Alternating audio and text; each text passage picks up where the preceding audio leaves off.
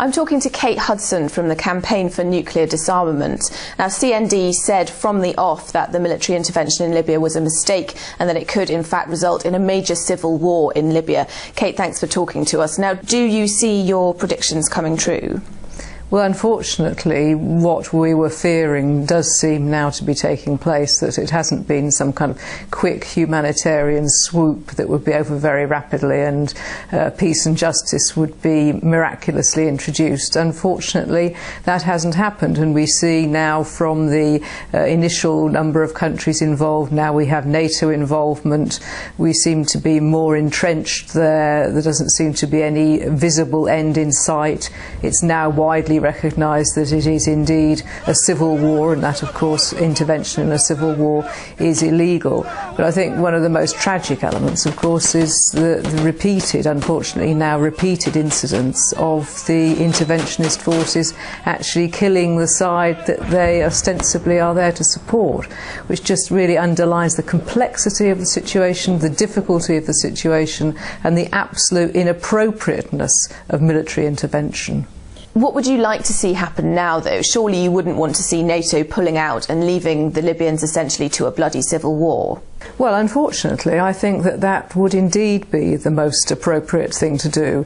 It's a complex situation. It's clear that rather than what was initially suggested, which was one mad dictator going round killing his people en masse, it is now clear that there are two political and military sides, and that in a complex situation like that, it may be very difficult to move towards a negotiated settlement, a political settlement, but that is what has to be done. Military means are not a quick fix, and there is no substitute for that detailed kind of negotiation facilitated by the international community, yes, but that has to take place. It's going to be hard, but it will have to take place. What do we know about the weaponry being used in Libya? I'm thinking specifically of depleted uranium. We've heard Prime Minister David Cameron saying that it's definitely not being used, and yet the Ministry of Defence still says that it's a necessary part of the arsenal.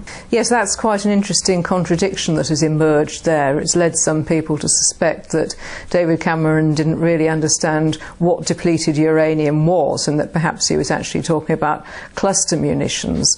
But there are very serious concerns that depleted uranium munitions are now being used in Libya. Depleted uranium is a byproduct of the uranium enrichment process for civil nuclear power. It results in a very, very heavy metal, very dense heavy metal, and it's typically used in armour-piercing shells. That's why it is popular with some armies. And both the US and the UK do still have a policy of using depleted uranium munitions.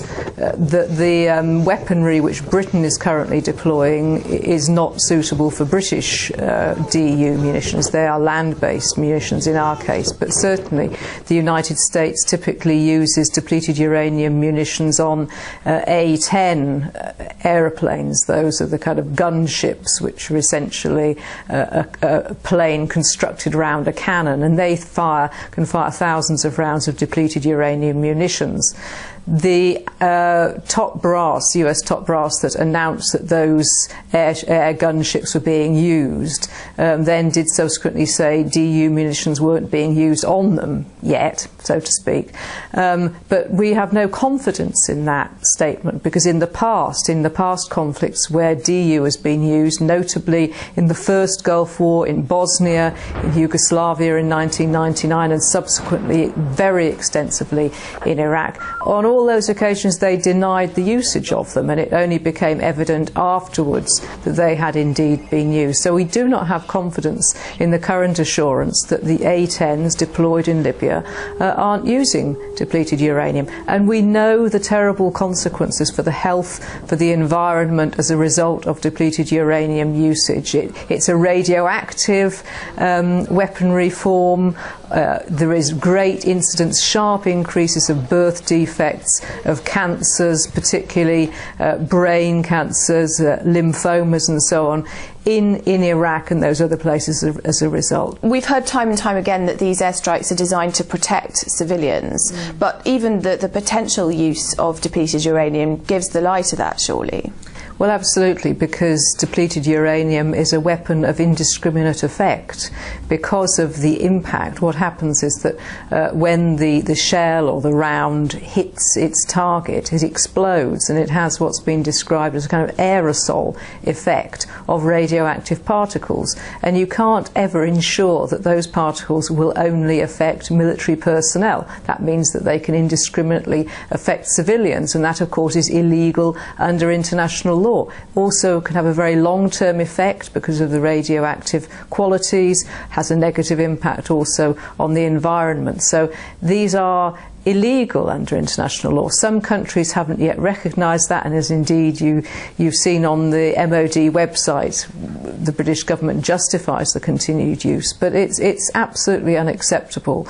If you're talking, well, it's unacceptable in any case, but particularly if you're talking about being there to protect the civilians, to use a form of weaponry which will impact on them in so devastating a way is absolutely shocking. This started off in Libya as a people's revolution. How do you think that the involvement of NATO in that corrupts the idea of this revolutionary fervour amongst the people? Well, I think it delegitimises the idea of popular sovereignty. That's been very much the case in all these uprisings recently. It's been very much about ordinary people coming to the fore, finding their political voice and saying that they want things to be run differently, and they want the people to determine, you know, through the ballot box or whatever democratic form they choose. And of course, if you have foreign powers intervening on one side or the other in that conflict, I think it really withdraws that kind of popular sovereignty element, particularly when you consider that the key countries involved in the intervention, that's to say initially, of course, Britain and France, both have a long history and tradition of colonial intervention in that region, and of course the United States since the Second World War also has a history of military and political intervention in North Africa and the Middle East. So it's a bit like a throwback, almost a throwback to previous methods from those countries, ways of establishing or re-establishing their involvement and control, and that is not a good start for what are essentially liberating movements in those countries, you know, towards democracy, away from authoritarian government. And what do you make of these shifting intentions by the coalition on Libya? Do you think that the UN Security Council resolution has been abused? Absolutely. They've gone far, far beyond the terms of the UN Security Council resolution. One's seen them juggling with words, trying to make what they're doing fit with the terms of the resolution. But of course, it's transparently not possible to do that. And of course, as in the case of intervention in the civil war, that is illegal under international law. And a UN resolution to that effect wouldn't make it legal. But in fact, that resolution doesn't cater for intervention in a civil war. We've now seen the rebels saying that they're disappointed in the amount of help that NATO has offered them. What do you make of that? Well, I imagine that, well, they probably don't have experience of dealing with NATO or dealing with foreign governments and their intentions and intervention and so on. I'm sure that they were hoping that military intervention would mean that they would very rapidly meet their military goals, which of course is to come to power in the country and establish democracy and whatever their goals are. I'm sure they must have felt that it was a much simpler matter, and will be very disappointed to know that not only have their own side been killed by the interventionist forces, but that this is a long, increasingly protracted struggle with no easy end in sight. And I feel for them in their disappointment, but I'm sorry to say that there is no short, quick way of solving this without those very detailed political negotiations that will have to take place ultimately. Thanks to a recent government report, we now know that the UK was selling weapons to Gaddafi's regime as little as 4 months before this trouble started.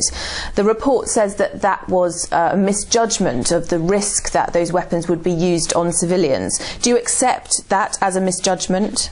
Well, I think that's rather hard to say. I don't quite know what their intentions were in doing that. I don't know if when they sell arms to regimes they have a kind of human rights, political democracy and freedom benchmark against which they measure their sales. I'm sure they can't have that, because if they did, they wouldn't sell arms to a very large number of countries that they currently do. And I'm sure that commercial interests have always come first in those kinds of deals, and I very much hope that there will be a real reassessment of that now. Recently, you and 400,000 others marched in London against the government. How much support did you perceive for your Hands Off the Middle East position at that march? Do you think that public outcry against this intervention is growing stronger? Yes, obviously most people were there, or everyone was there, really protesting about the government cuts, but it's not wasted on people, it's not lost on people, the fact that so much money is being spent on wars. And one of the points we were making was that if there's not money for education, for higher education, for libraries, for nurseries, all these types of things, if people are being made unemployed, saying there's no money, why is money always found for war? Why is it found for nuclear weapons? Not only Iraq, then Afghanistan, but also now Libya. How can this be justified?